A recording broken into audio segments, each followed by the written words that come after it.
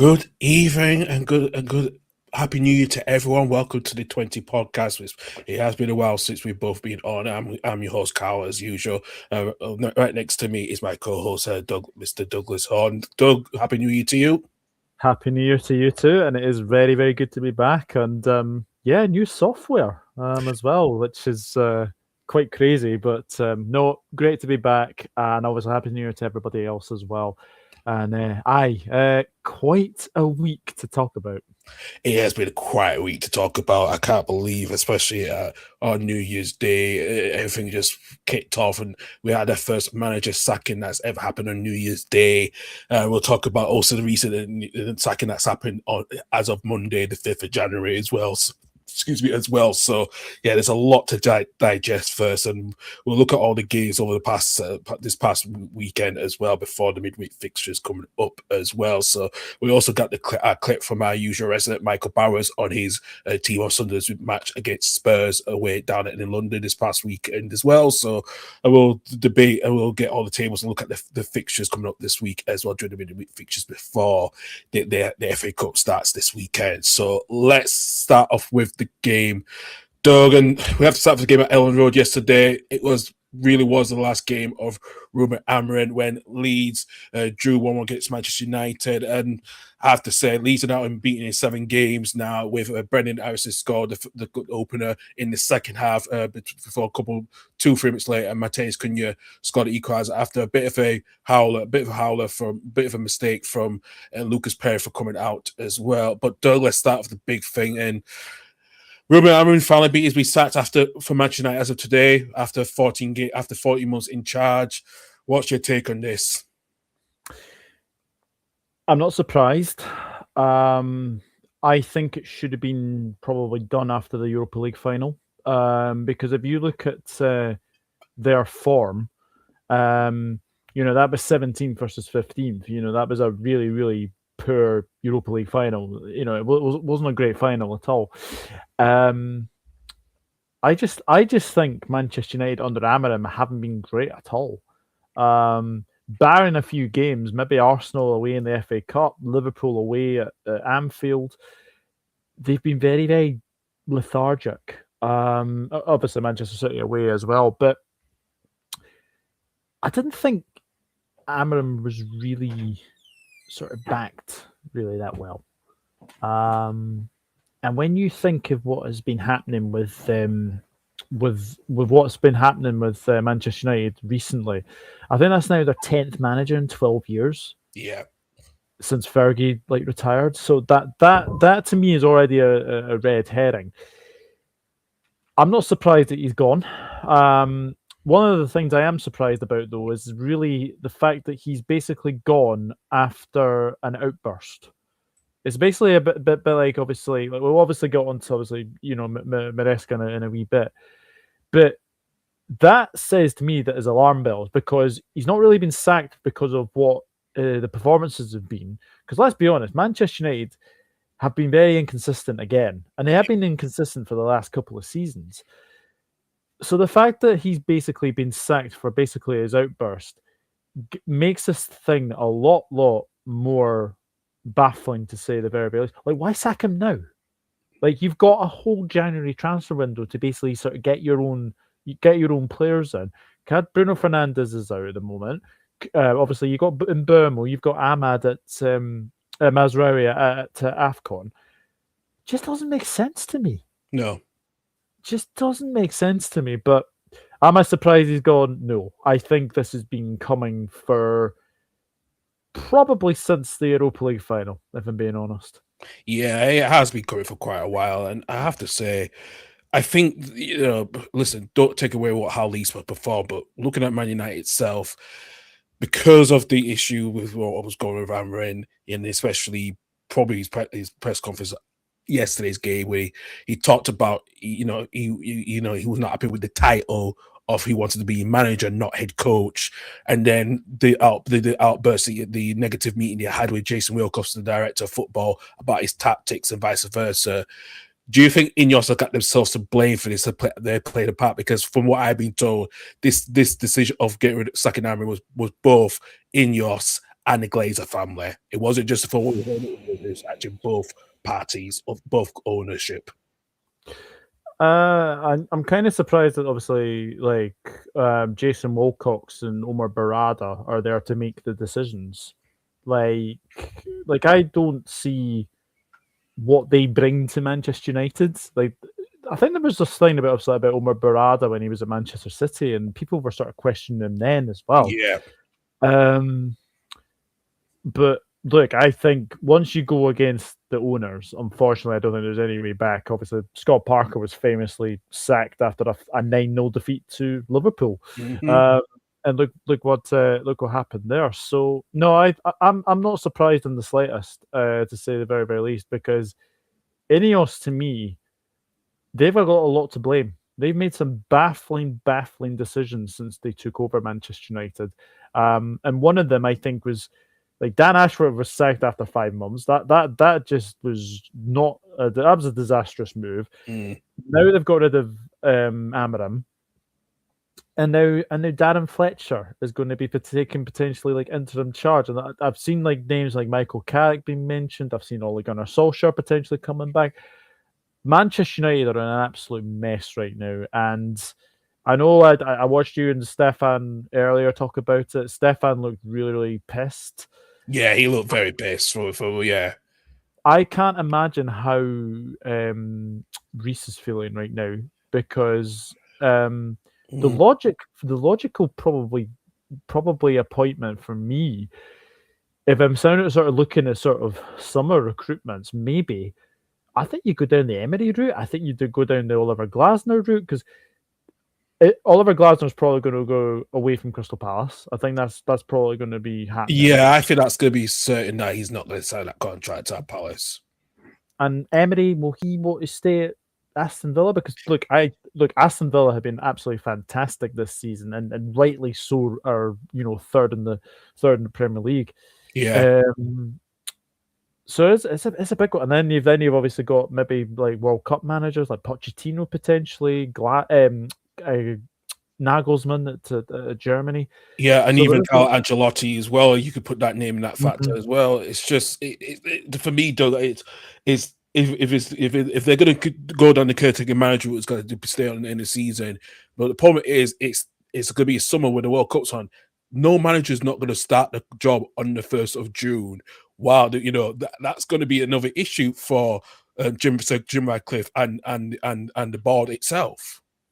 Absolutely, and that's where you sort of look towards the summer, basically, to get people in to manage the. Honestly, this 11 managers in potentially 13 years is quite incredible, to say the very very least. Very. And Matthijs de Ligt is going to have another permanent manager, like.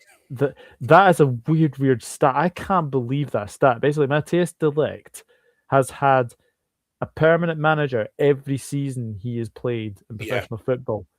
Crazy times. It's crazy times indeed. It really is.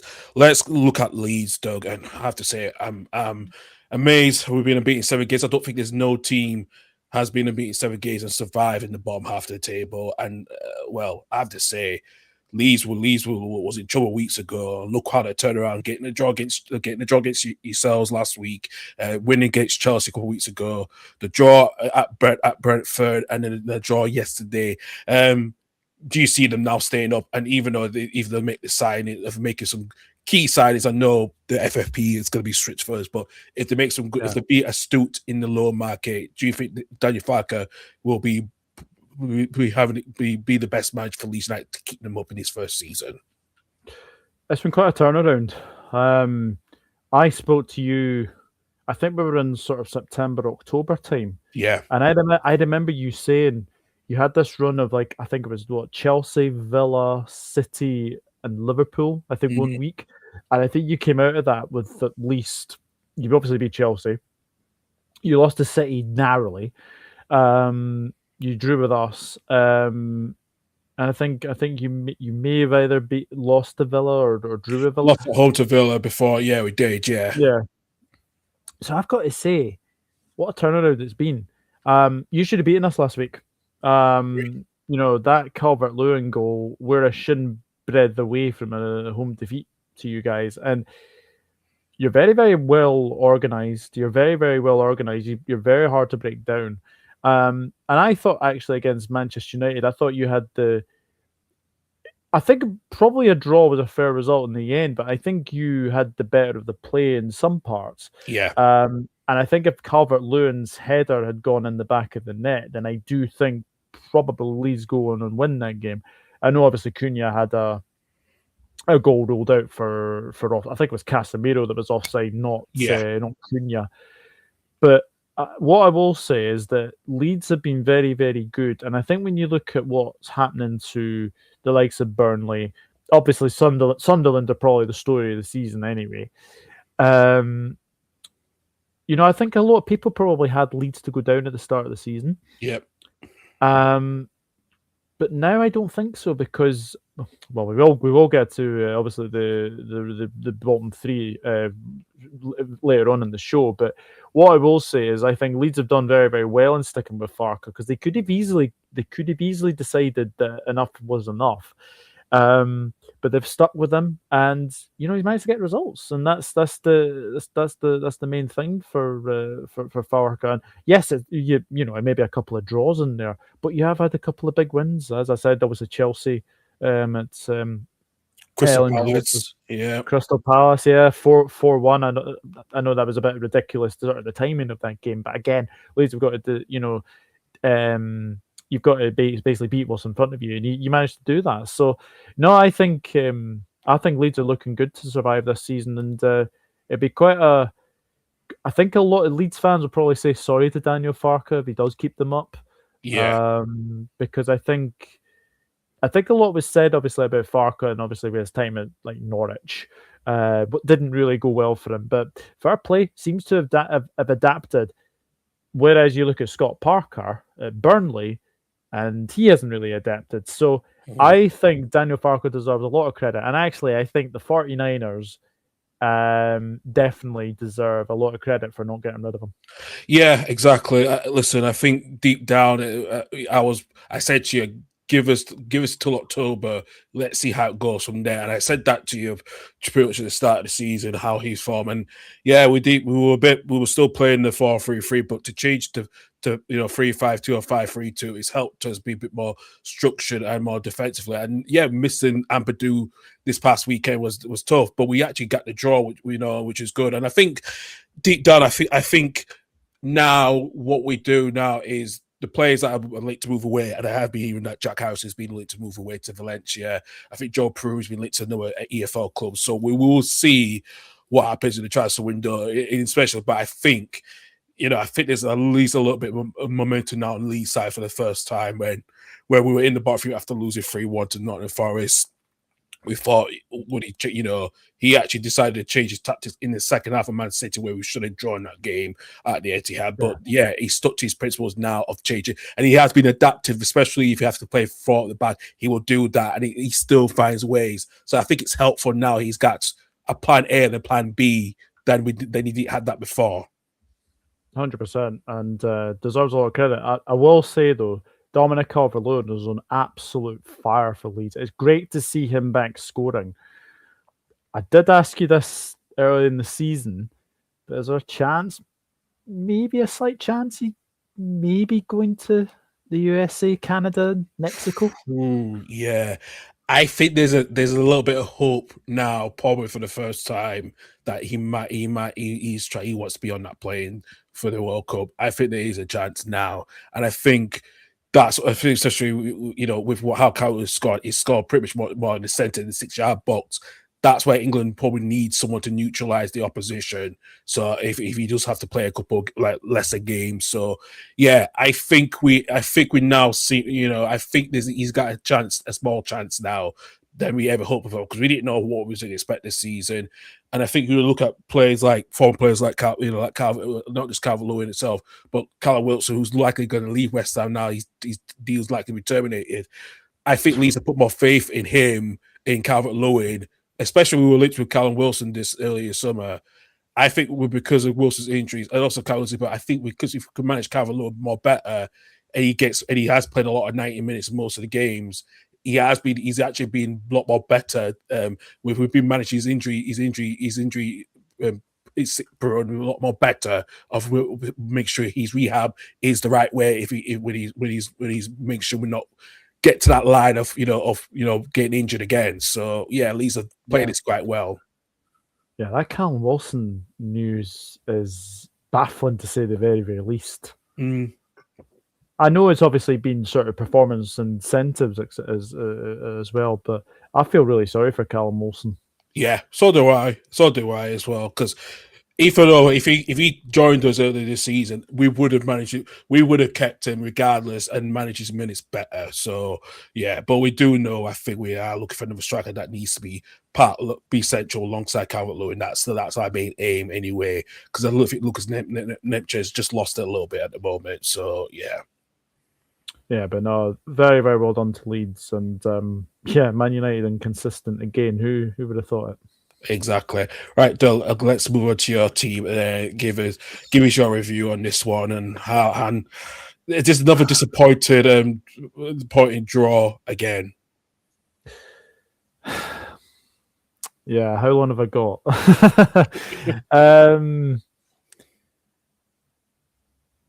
I don't know what to say. Again, it's another game where I'm kind of going away and I'm thinking we were lucky to draw that because I thought Fulham were the better team throughout that game. One thing I will say, I think we've kind of seen that VAR is not up to its scratch because I actually think Florian Wirtz's goal is offside. I thought the same too. Even though when I saw it was ruled, I thought, like, are you sure that was offside? It was very close. It was very, very tight. Was it more to do with his fingers being in the offside position? Because that's what I thought I saw.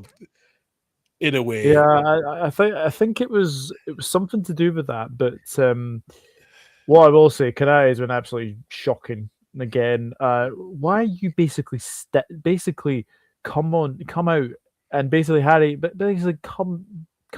You know, the line was there.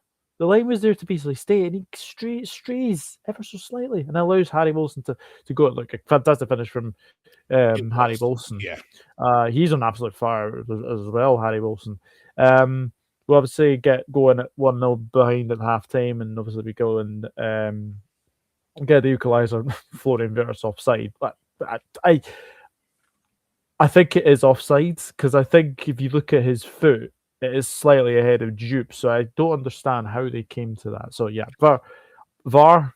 Yeah. Listen, we know the new Wenger's offside rule is going to come in this summer as well. So, which means that that's going to be so complicated with that one as well. Oh my god!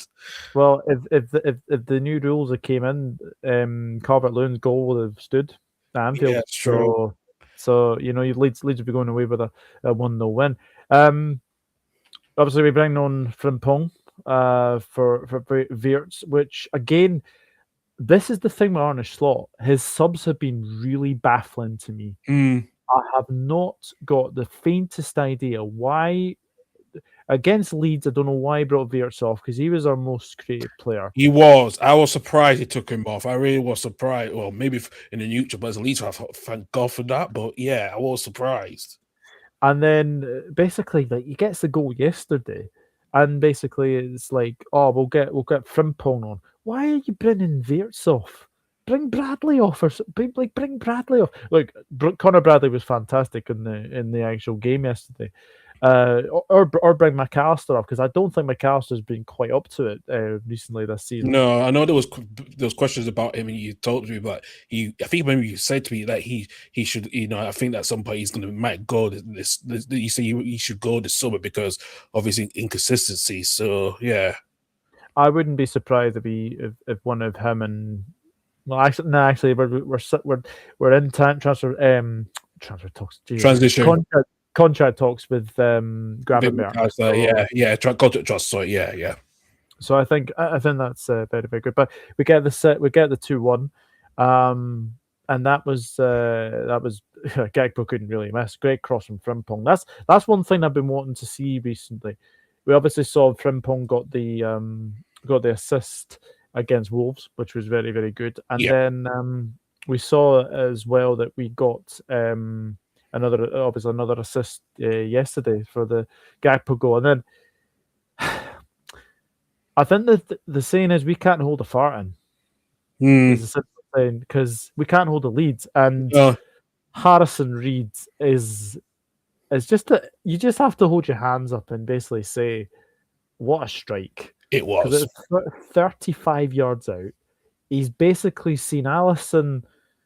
Alisson has absolutely no chance. Basically, the ball has travelled so far, and literally Alisson can't even react to it. And I don't think it's not what Fulham deserve, because I think they deserve something from the game. But I want to read you a very, very interesting stat that I was actually sent by a friend of mine, and this is actually very, very baffling to say the very, very least. So I'll see if I can find it. So our last 9 games. So Nottingham Forest 3-0 defeat, West Ham 2-0, Sunderland 1-1, Leeds 3-3, Brighton 2-1. 2-0. Spurs 2-1, Wolves 2-1, Leeds 0-0, and Fulham 2-2. 17 points out of 27 against mediocre teams. Only Brighton and Sunderland are in the top 10. It's simply not good enough. And unfortunately, we've had 3 clean sheets in that time as well. Obviously, West Ham away, Brighton at home, and obviously Leeds at Anfield. But if we had got those 10 extra points, we'd only be 2 or 3 points behind Arsenal. And that just basically goes to say, is it the manager is at fault? Is it the players that are at fault? Because look, we've seen Maresca go today. We've seen Amorim being sacked today. We've seen Wilfred Nancy go. Well, obviously, Wilfred Nancy was a disaster waiting to happen anyway. I think Arne Slot is on a sugary peg. I really do. And I fear that Arsenal game on Thursday, because they could tear us a new one, because we're just not playing very well. I am praying to God that Hugo Ekitike is back, because Cody Gakpo, yes, he got his goal, but how many times did you see him cutting in on his right foot? Yeah. Have a go with your left. This is what that really annoys me as well.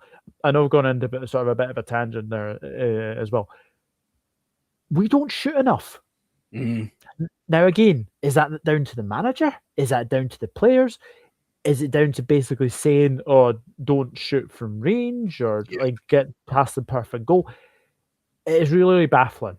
The fact we're 4th, and yes, 9 unbeaten.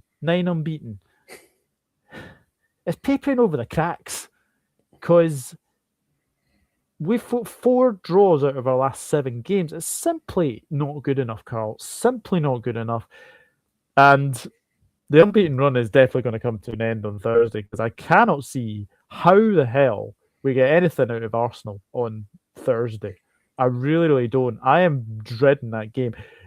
I think the safest thing to say, I'll be watching that game behind the sofa. Oh my God, that is. I never heard you say that, Doug. That is, never heard you say that. As I've been your friend for such a long time, I never heard you say that as a Liverpool fan, that you're going to be scared behind the sofa. Just the way we're playing at the moment, which is really, really concerning. Although I've got to say, Jamie Carragher's comments about Kirkes is really baffling me. Why say it? Kevin De Bruyne, like, if you had Trent Alexander-Arnold, Kevin De Bruyne right back, but left back Kirkes is like Darwin Núñez. Come on, just no. I used to like Carragher, right? I used to like Carragher, but since he's became a pundit at Sky, he's always on Liverpool commentaries. I don't get that. There's a bit of a Somehow, bias. It's like Gary Neville doing, but at least Gary Neville, realize that he does other games as well. So yeah, it just baffles me. It just baffles me. So, but look, I think the safest thing to say is that we're not playing very, very well, and yeah, we'll wait and see what happens on Thursday because I know that we'll obviously do probably the next episode basically after obviously these games coming up. Yeah, I don't know how I'll be feeling on Friday when we record then, but oh we'll see. god. Yeah, I'll try to think about on Thursday. I probably won't anyway. So, Yeah, and leading exactly. on to that, let's move on to your points for Thursday. Arsenal came away with a 3-2 win at Bournemouth. Gunners now increase their 5-point gap. We'll talk about Bournemouth shortly in a minute, Doug. But another win, tough win for Arsenal, which they needed to do to get the 3 points after they went 1-0 down through Valisson's goal after Gabriel made a mistake, but he actually scored the equaliser with Declan Rice scored a really good low shot as well. And I have to say, is Arsenal, if Arsenal do beat Liverpool though this Thursday, can you see them winning the title? It's certainly in their hands now. We've obviously dropped points for City against Chelsea. I could see it. I could see them winning the league. Gabriel having a bit of a rare moment of lapse in concentration, basically passing it straight to Evan Nielsen, and Evan Nielsen obviously scoring. But obviously then atoning for his error, which was very, very good to see because I think he was.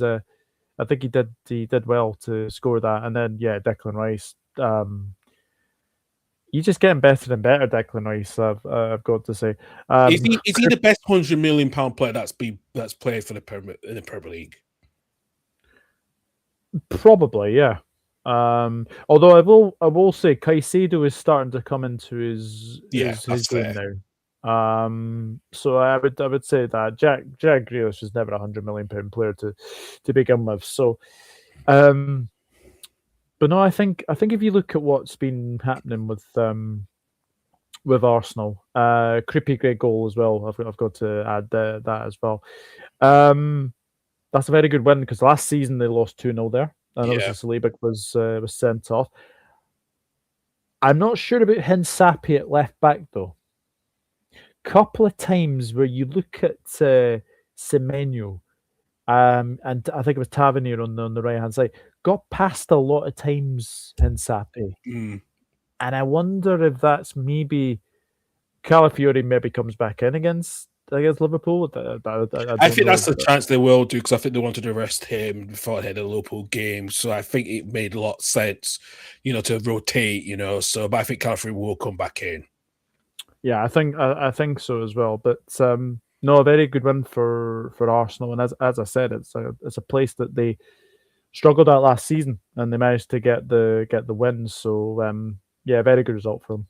Absolutely, really good result for them indeed. And for Bournemouth, though, briefly, are you worried about them? Are they battling for a relegation battle now? Because at the start of the season, they were in the top 4, and they really have struggled the last couple of weeks, especially with the future of Semenyo. He's likely to go to Man City probably the next couple of days or so.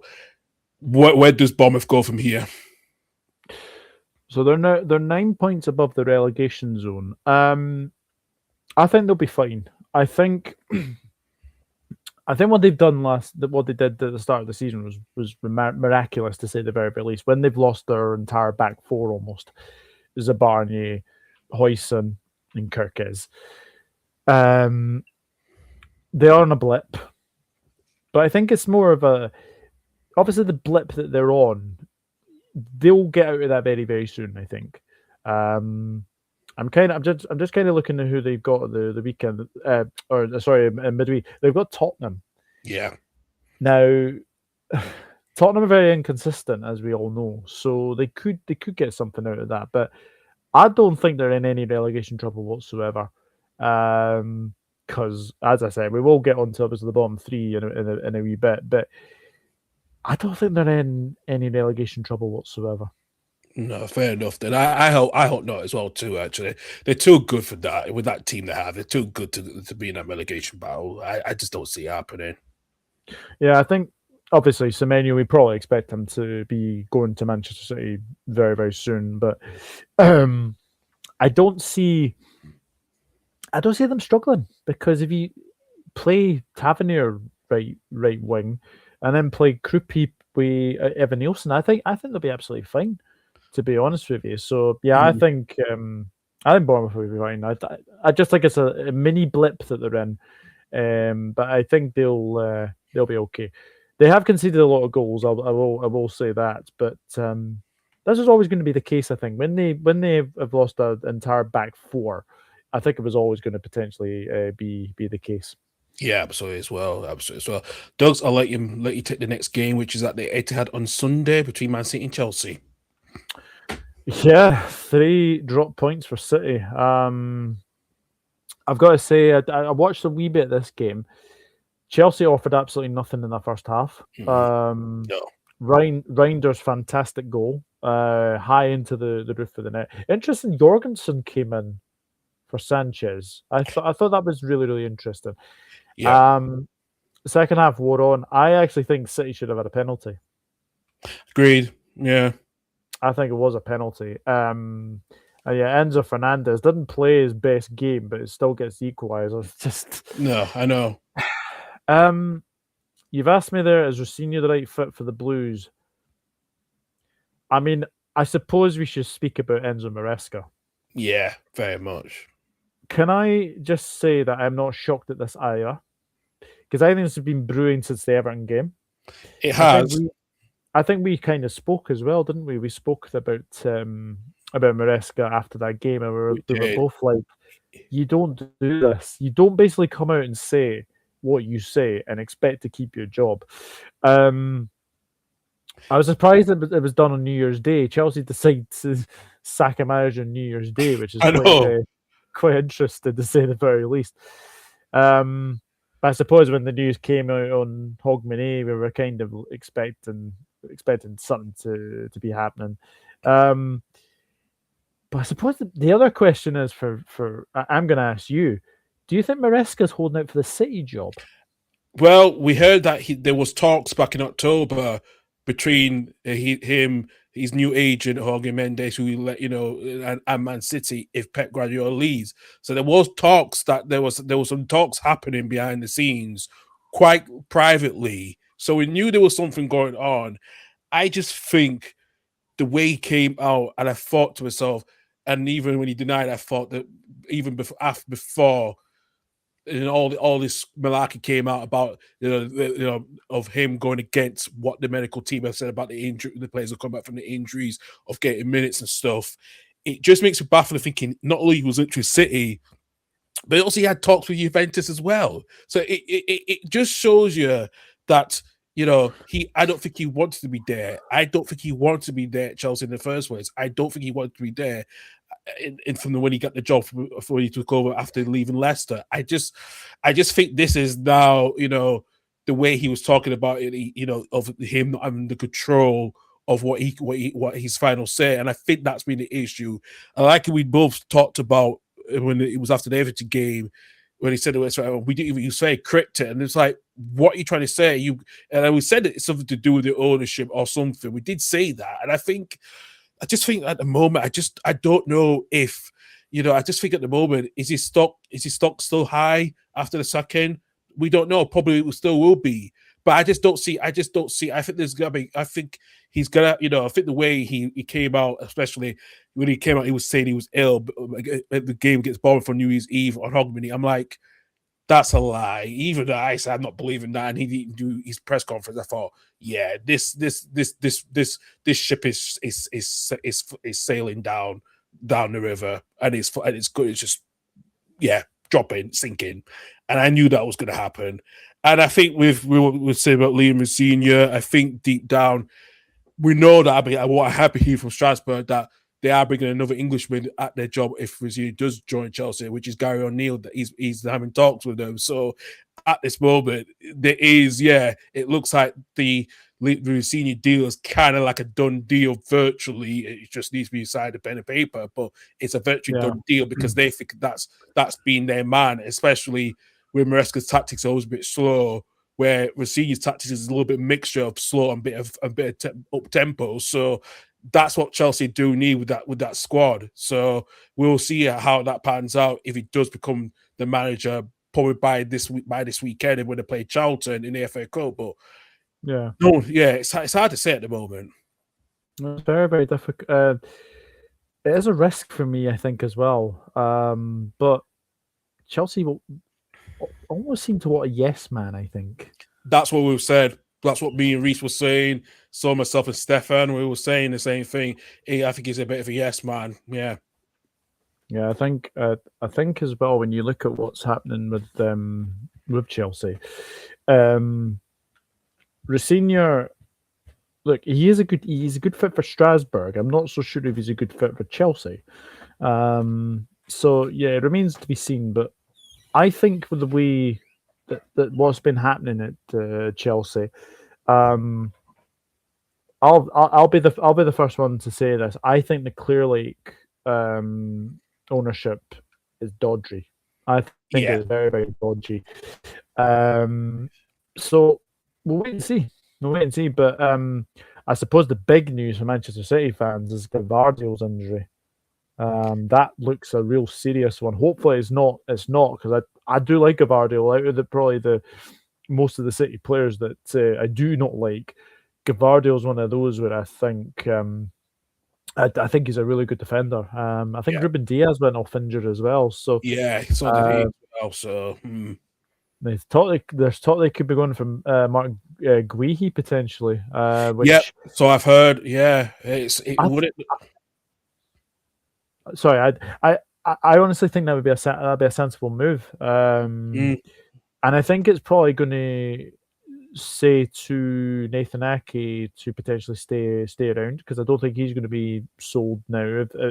If Diaz and Gvardiol's injuries are really, really serious, then I do think that Nathan Ake will probably stick around, and John Stones is obviously there as well, and you've obviously got Kuzanov there as well. Yeah, well, Kuzanov has still got a lot to develop as well at the moment, so I think there's a chance with him. And I know they got Victor Rice, who is another young potential defender who's on loan at the moment. So there is going to be a lot of things that City need to decide, especially if they do get Gray. What's going to happen with some of the players later this summer, especially the likes of John Stones and vice versa. But yeah, if they get Matt Gray, I think it's a sensible move for Pep and City. We should have had them mapped up in the summer, but we didn't. Snooze you lose, I suppose. Absolutely snooze and lose indeed. Let's move on to the game at the Tottenham Hotspur Stages. Spurs. We're ringing boos again for Thomas Frank after a 1-1 draw against Sunderland. We'll get into Thomas Frank shortly, but let our own very own resident Michael Bowers give his perspective from his son, from Sunderland end as well. Have a listen. Cheers again to Karl and Doug for having me, virtually, I guess, on the 20 podcast. Go and subscribe to the Karl and Levy Horne Football Podcast channel. I'm hoping I've got that right. I really hope I have. But thanks to everyone who obviously stuck by and watched the Championship review yesterday, because it got a bit crazy towards the end. But that's me being the autistic guy that I am. Of course, my brain just goes all over the place at the best of times. But anyway, I'm not going to waffle on too much here, hopefully. But yes, Tottenham Hotspur 1, Sunderland 1. I did say before the game that I was a bit apprehensive of the effort the Man City performance would have took out of us. And I think that in the first half, we looked extremely leggy. We didn't look like we got to grips with it at all. We looked like we were bullied physically. We were weak mentally as well as physically. Not in the sense we didn't try, but just in the sense we were just off it, and we weren't able to get our rhythm together. We weren't able to get ourselves into the game at all. And I think you've got to also credit Tottenham for that. I don't think Tottenham were great, if I'm honest, within the first half, but they were definitely the team that deserved to be in front at half time.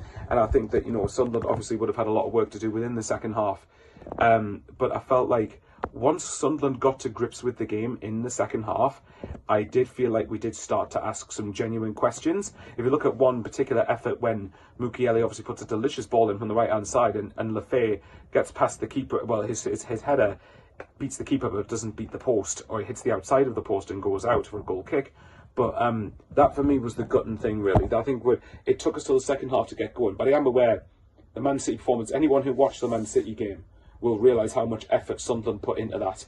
And when you're looking at players like Rodri and Doku, when you've given everything after the first half or the first hour, and then them players are coming on, you don't want to be playing against that. And that would have, sorry, just trying to stay my phone a bit there. But no, that would have took a lot out of the lads. It would have took a lot to stay physically as well as mentally concentrating. And unless we get past Everton in the FA Cup, which I imagine Doug would probably hope that we do, unless we get past Everton and we get Man City in the FA Cup at any point, depending on how far we go, then unless that happens, we've already played Man City twice, and I'm quite relieved about that, because when Rodri gets into stride, and Doku as well be a massive player for Man City going forward. I know they're 6 points behind Arsenal, but I still think there's a lot of twists and turns in that title race to go. So I'm very happy we've played City twice and that's out of the way and it's done. We don't have to face them again in the league anyway this season.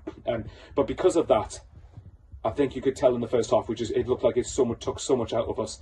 But I think we were still well below standard, although Tottenham, I mean, if you look at the goal, I think it's a really poor one from a set piece, which I think Sunderland should generally have been quite good at defending.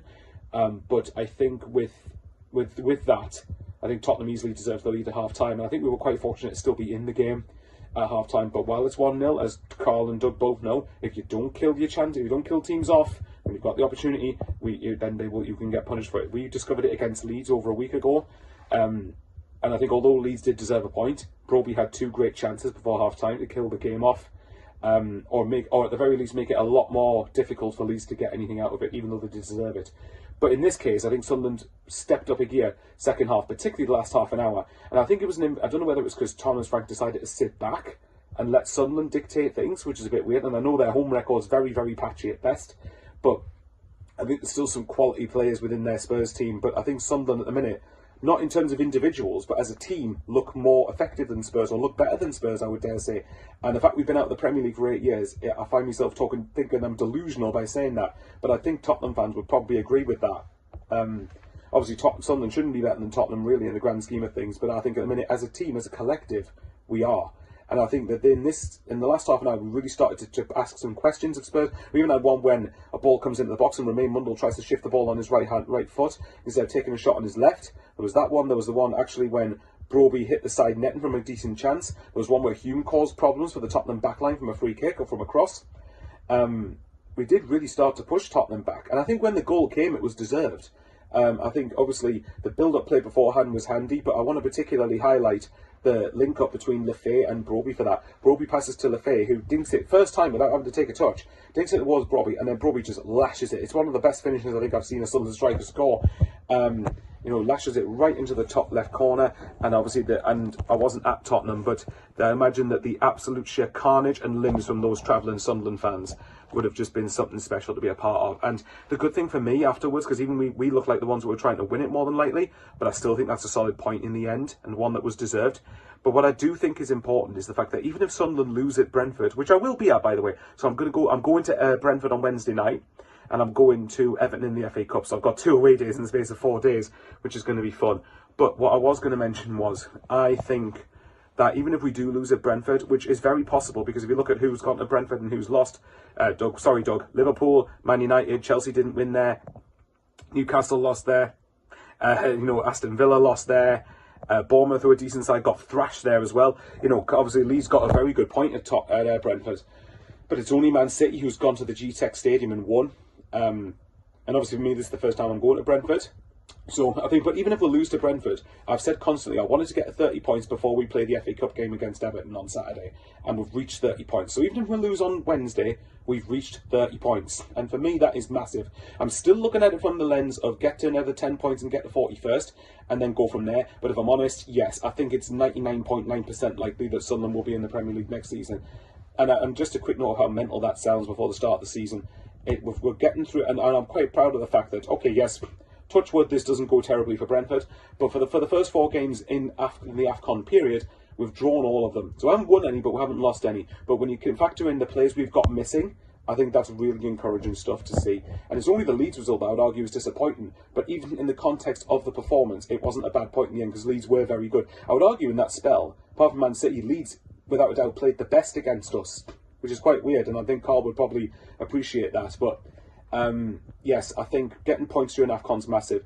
Just got to make sure we get these players back when we can and make sure that we can really hopefully kick on to try and at least secure a top half finish if we can. Because I suspect internally in Sunderland's camp, that's probably what the aim will be, to get top half this season. But if you'd asked me that before West Ham, I'd have thought you were on some illegal substance and I would have wanted some of it, to be honest. But yes, so... and the transfer window's massive as well. I think Sunderland apparently are in a good scope with PSR. And yes, it's changing to squad cost ratio, or SCR, next season. But if Sunderland's PSR scope for this last window of PSR, if our PSR limits are pretty good, why not utilise it and go out and spend money? But obviously spend on the right quality as well, not just get players in for the sake of getting players in.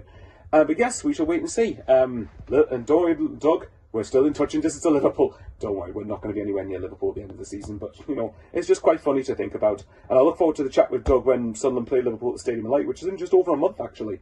Where's the time gone? But anyway, guys, obviously this is the first time, I think since the first time I've talked about it on the 20th since the new year, I believe. So I hope you all had a great Christmas, even though it's a bit late. Obviously, I hope you all had a new year, a good new year rather, and let's see what the rest of the season brings. Away the lads. Thank you, Michael, for your review on Sunday's draw at Spurs. Doug, let's go briefly into Thomas Frank. The rules are ringing again for him. Is there, you know, when you sell Brennan Johnson to Crystal Palace, which we'll talk about Palace shortly, do you think they're missing a bit of creativity up front with his goals as well? What he's done the last couple of seasons of being in the double figures. Now Kane's gone, Son's gone, and now he's gone. And they're losing a lot of goals in that squad. Baffles me, that one. It really does. I think he's a really good attacker, Brennan Johnson. So, but obviously his Palace's gain, and it's very, very good. Sorry, just get that off. Yeah, I think it's very, very good. And actually, when you look at Brennan Johnson, he's definitely going to be a very, very good player for Crystal Palace. I'm amazed they actually sold him. I really am very, very surprised at that. Xavi Simons is very inconsistent. You've obviously got Matthias Tell. You've obviously got Colin Muani as well. And obviously Richarlison is there as well. But Brennan Johnson, for me, was more sort of an output player that could like get assists, get a couple of goals in there as well. Very, very strange decision, I think, from Thomas Frank. I honestly say this. I think he is fighting a losing battle with the Spurs fans. I don't think they're ever going to be satisfied by his football, unfortunately. No. And I kind of go out with what Michael said. That Brobby finish was a brilliant goal. Like, the way he struck that, it's basically top bins. You're not going to save that. No. And I think in the end, probably a draw was a fair result. I think Tottenham had the better the first half, but Sunderland definitely came back into in the second half. And I think they had a well-deserved point. And 30 points at this stage in the season is really, really good. They're only 10 away from that magic 40.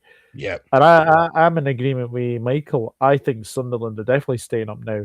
I don't see them anywhere in any relegation trouble. So, no, I think Sunderland fans should be looking forward to looking ahead to next season, because I think it's absolutely fantastic, and I think they thoroughly deserve what they've done, because I think they, as I said at the start of the show, they are the story of the season for me. Absolutely, yeah, really good point for the Black Cats, and they are probably one of the best teams of the season of promote teams coming up this seat in the Premier League history to get those massive points as well. So really well done to Michael and his team as well. Disappointed run for Spurs at the moment. Doug, I'll let you take the next game away. Is that Villa Park? Yeah, Aston Villa 3, Nottingham Forest 1. First of all, is it John Victor? Yeah. The Nottingham Forest goalkeeper. I don't know if that was his Premier League debut, but oh my goodness me, what was he doing I don't for know. John McGinn's second goal? I don't know. I don't know. There was some miscommunication there. I do not know, but he did need to come out.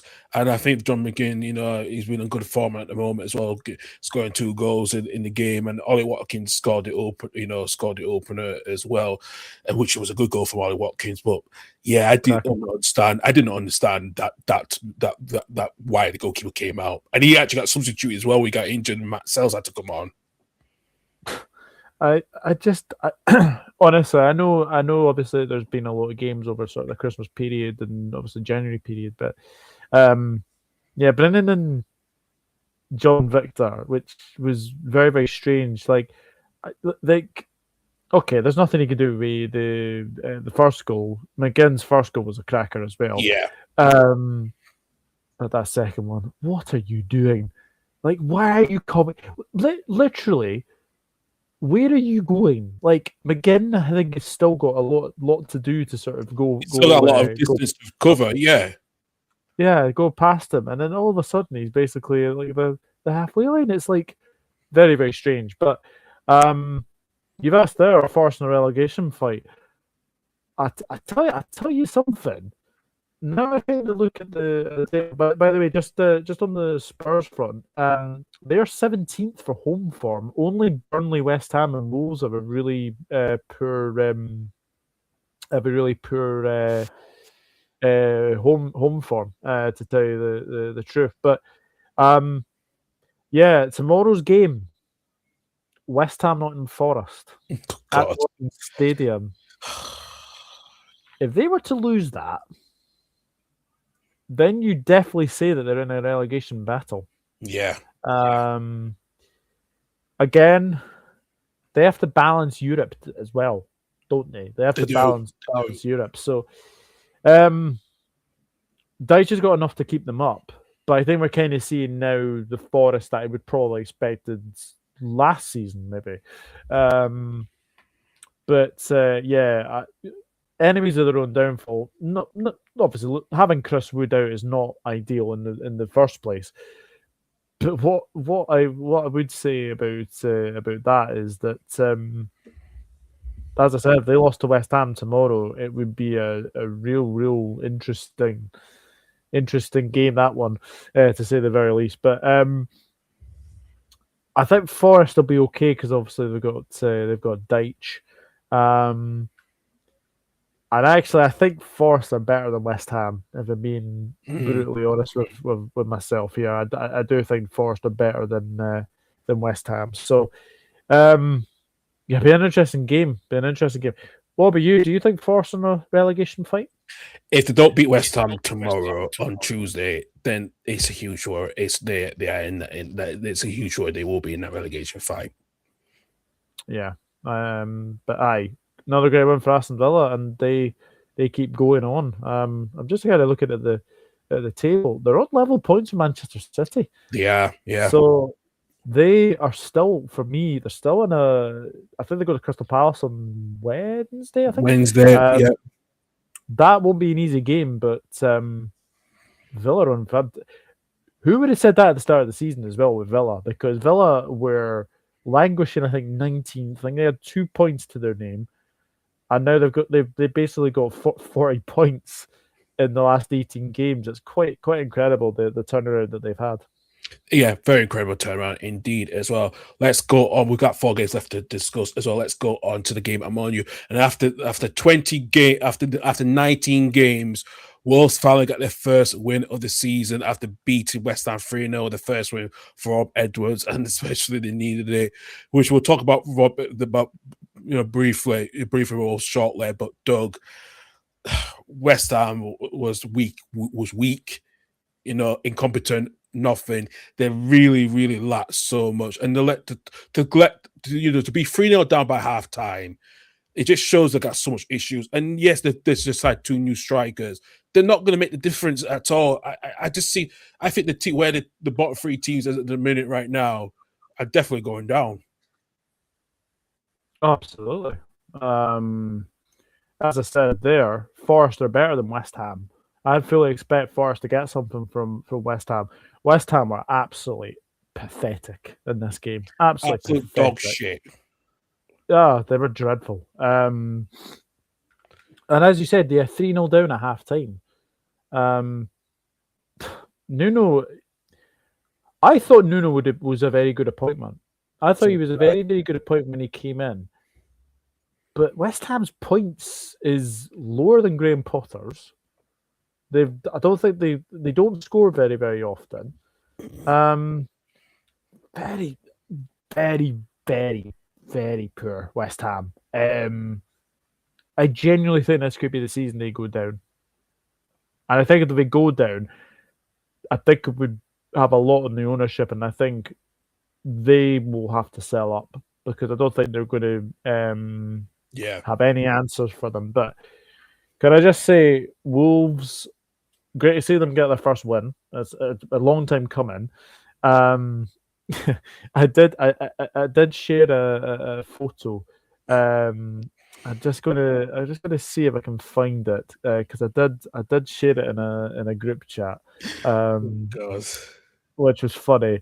Where was it? Oh yeah. So it's I don't know if you can see that. I know. Not. Is it the Simpsons meme? Is it the Simpsons meme with Homer chasing Flanders' car? And I know what you mean. Yeah. Basically they're gaining on 6 points and counting, and then obviously you got Derby on 11 points and Southampton at 12. Like long way to go. But Matthias Mane, is that his name? Yep. He has been unbelievable in the last 3 games for Wolves. Yes. I thought he was great at Anfield. I thought he was really good at Old Trafford. But that goal against West Ham, and look, Mavropanos deserves a lot of criticism. Why are you turning your back? Why are you turning your back when you're trying to defend? So there was that as well. But I'm happy for Rob Edwards because I think a lot was said when he took that Wolves job that it was a really, really difficult job to take on. Now he's got his first win, he'll be absolutely fine. They go to the Hill Dickinson Stadium in midweek as well. If Wolves can get a couple of results together, then they may be able to sort of draft sort of Burnley in there and West Ham. Still a long way to go. I said they were doomed. I still think they are doomed, but to get that first win, the monkey off the back as well. Let's be honest, they played a really poor West Ham side.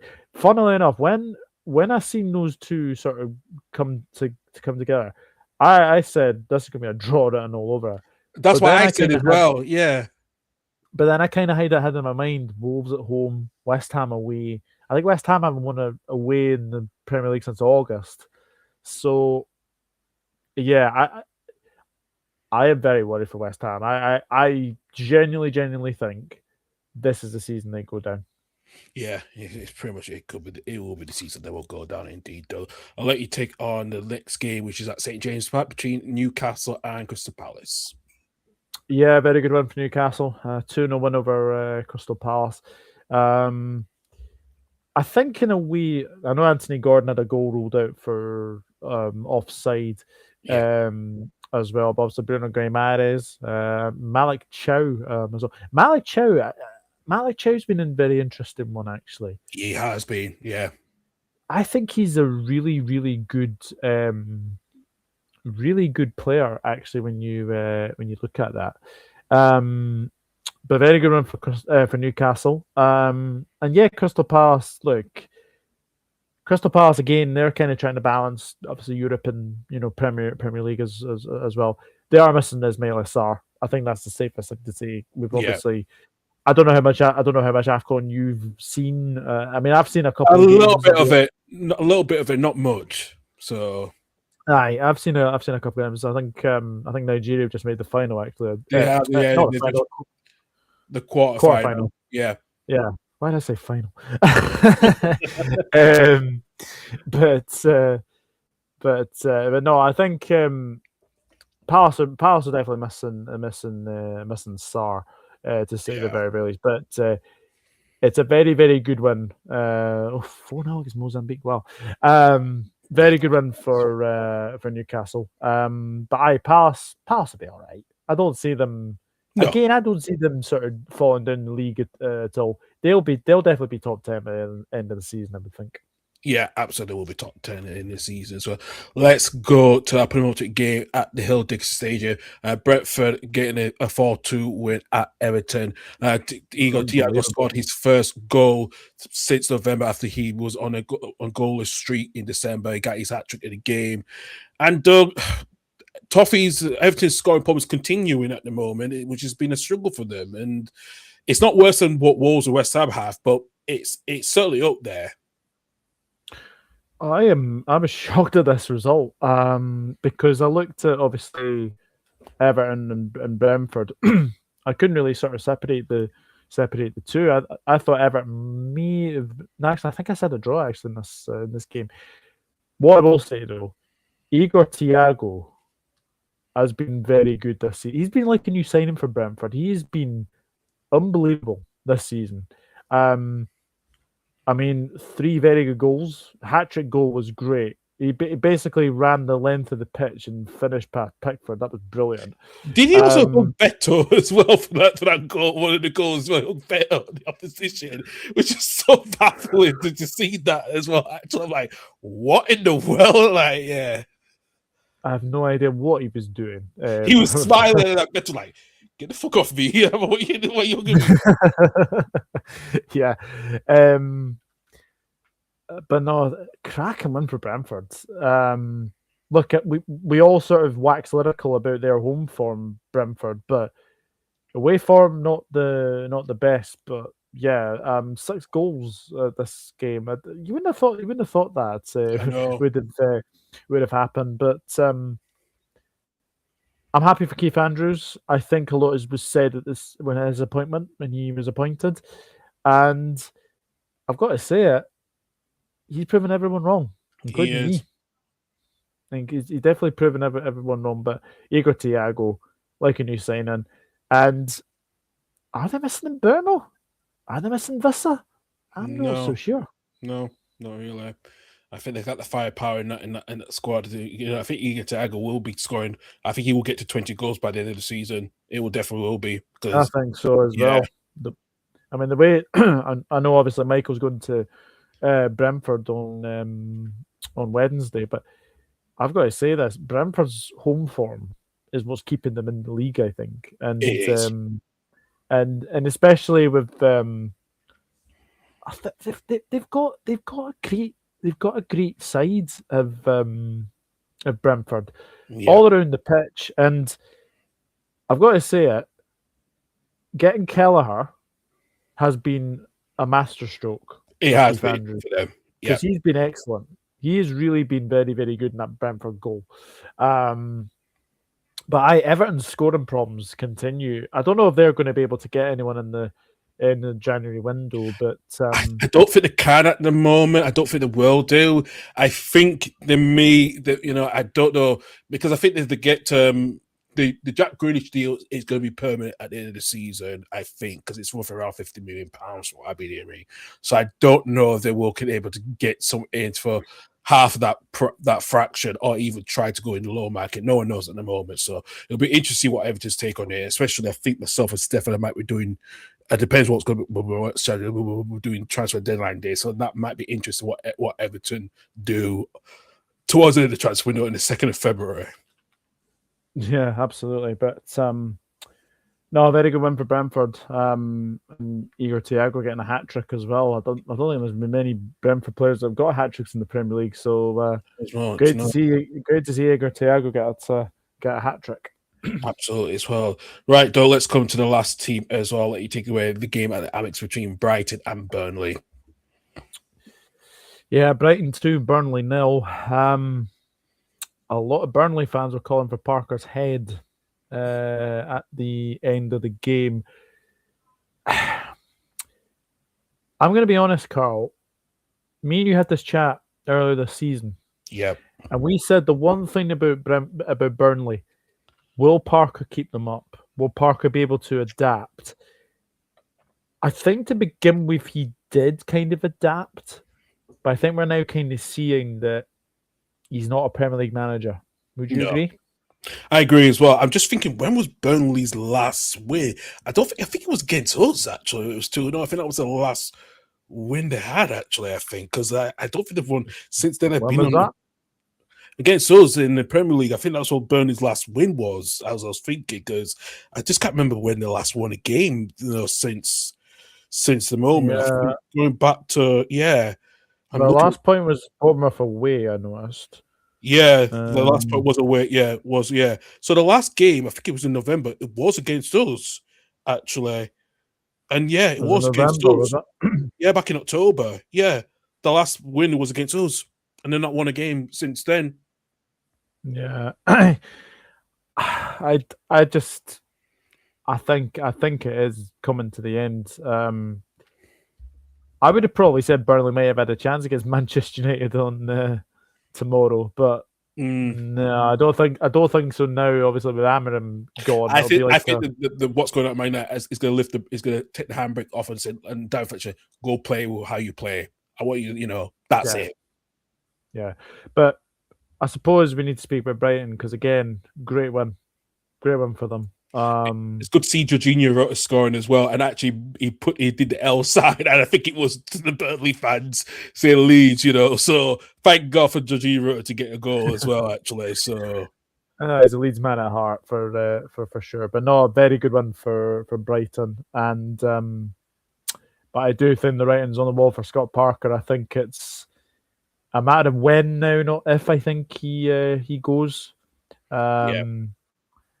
Which is a shame, but unfortunately for me, I did say it. I did say it on the weekend there that Scott Parker is one of those managers who needs to adapt to the Premier League, and I just don't see him as a Premier League manager.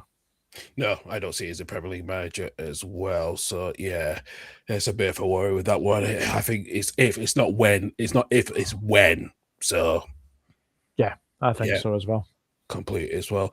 Doug, thank you very much for we're glad to see you back on here as well. After that, you've been busy enough ill the last couple of weeks as well. So let's get to look at the table as well. So Arsenal now increased their gap to 6 points ahead of Man City and Aston Villa. Liverpool still in fourth place, where Chelsea went above Manchester ahead of goal difference as well. Brentford and Newcastle and Brighton and all the other teams in the top 10 got the win as well.